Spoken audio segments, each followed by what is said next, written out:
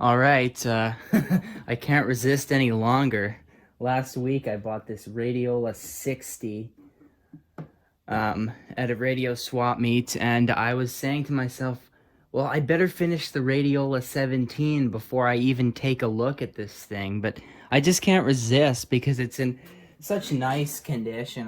I almost think it could almost work if I power it up. I printed the schematic out.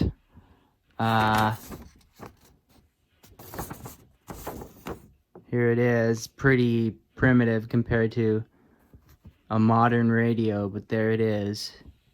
It's pretty similar to the Radiola 17 almost. Well, the power supply. And then, yeah. So, I bought this for like 30 bucks, which is like a real good price. I think that's a really good deal. I just stashed some stuff in here, like an extra 80 tube. So here it is. This is exactly how I got it. I haven't done anything to it except for put a bit of oil in the tuner. I haven't done anything to it. This is exactly how I got it. So, yep, we've got probably antenna wires here that are all rotten and falling apart. We've got the power cord is about 1 foot long.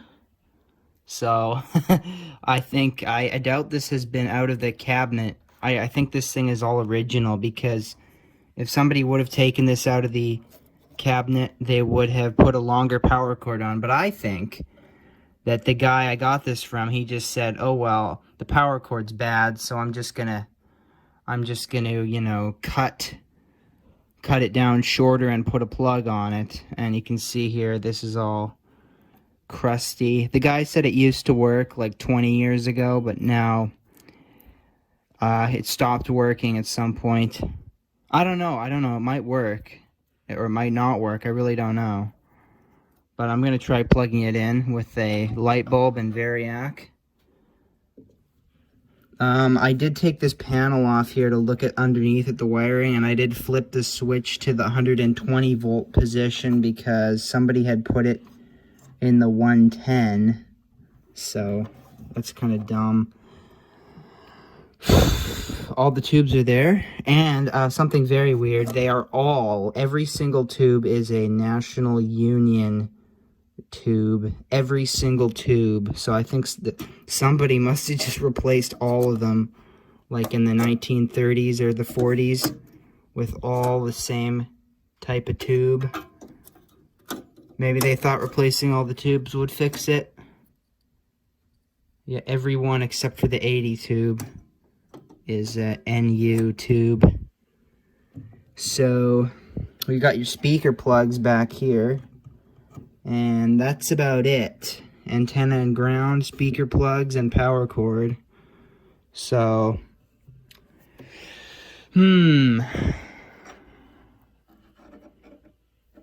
let's grab this thing here and plug that into there. If I can do this one-handed, this stuff's always fun to try and do this stuff one-handed, which is always like a huge pain. Fuck. There we go. Stick that in there. Like this. This is the real professional style of doing it, okay? Not the amateur style. You just... That's pretty safe, right? I think that's pretty safe. And then we take this and put it in to my light bulb device right there. But I'm gonna get the speaker first. Gotta get this. This is the only speaker I have that will plug in. I don't have any more of these little plug things, so I gotta use this speaker. Oh, let me get this all set up.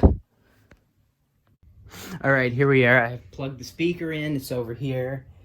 I have taken the little cover off that covers up the terminal strip, and I have connected a meter to between this point here, which should be like the highest B+, and just ground. This doesn't show the ground points, but there's one on either end. There's a ground, but yeah, so it just connected to the B+. So I think we're ready here. Everything looks good. Meter's wired up properly. So I'm going to give it power now, just by plugging it into this light bulb, 100-watt light bulb. So here we go. Oh yeah, we're getting light out of the bulb, and we are getting something happening there.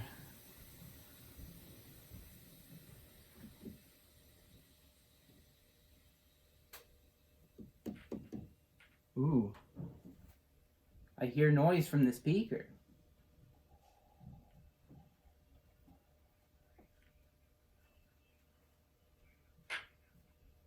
Where's the antenna? Vitamin D is an oil. Ooh, I think it works.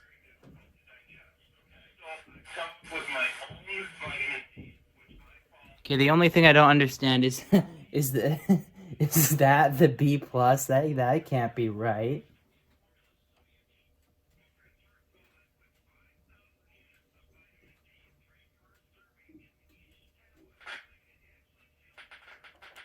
Come on here. We gotta. Okay, so it looks like we're actually getting like 25 volts on your B+. That's pretty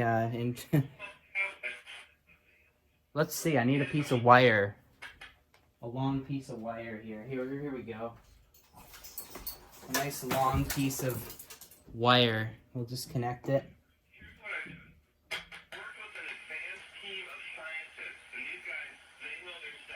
Looks like it's working.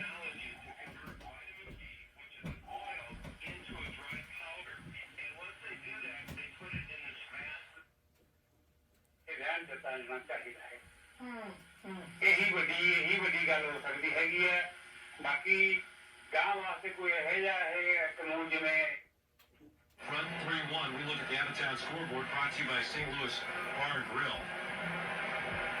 Later on tonight, the Red Sox in the Bronx face off against the New York Yankees.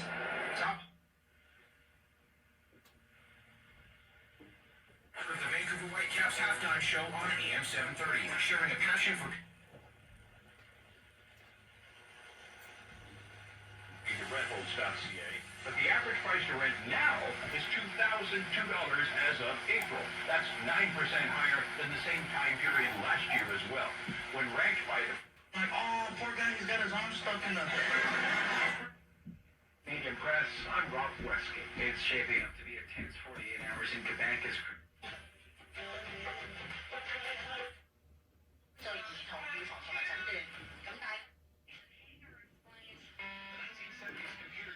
So it works, which is pretty impressive. Pretty impressive. Like, these things are really well built. They use just great stuff to build them. So yeah. And this radio looks like it was stored somewhere very clean and no moisture. So it's very well preserved. What I noticed is the volume control does not work at all. It barely works. Like, there's not much difference there. And the tuner could use oil, and of course we could use a new power cord and new antenna and ground wires. But beyond that, does this really need anything else? Like, it works.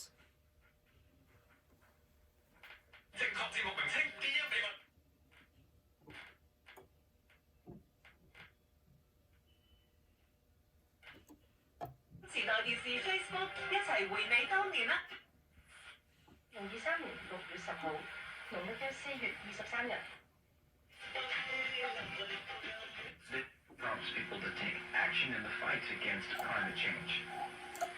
See, the volume control is nothing. Is making a public pitch to Canadian companies to come to the city to expand and set up shop, but activists warning that it may be risky business. Eileen Calvary with Hong Kong Watch Canada says several initiatives by the region's government to lure businesses to the city fail to warn of the political instability. What if I put a ground on it? Will that help anything? Just gonna connect this to the water pipe. Classic gag. Where's the other end of this wire, huh? Jeez. There we go. No, I still haven't got it. There we go. No, doesn't do much.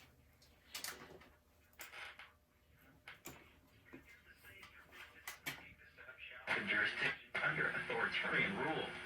We got stateside now with a like, what would happen? Number one, do you want the avenue closed from Edge to 220? Trying to disrupt Zimmer to pick up a... I think another. Well, it's definitely a lot more sensitive than the Radiola 17 that I have.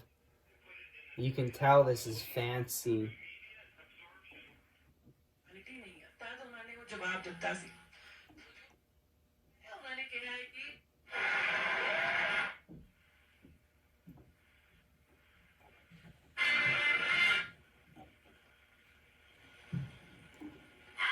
Look at people! Our nation's been...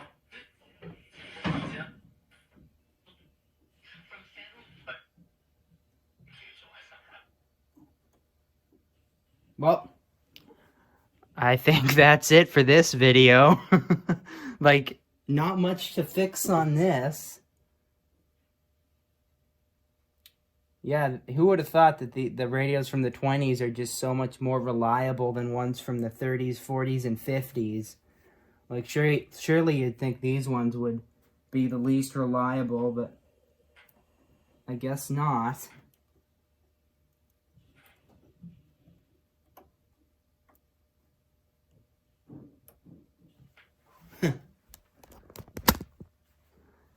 I think there's a problem here. I don't know if, like, did I wire that right, or what the hell? Is the B plus only, like, 15 volts on this? Oh, I think I see the problem. The screw isn't tightened down where I connected that. That could be part of it.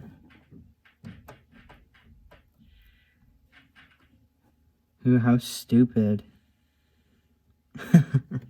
Anyway.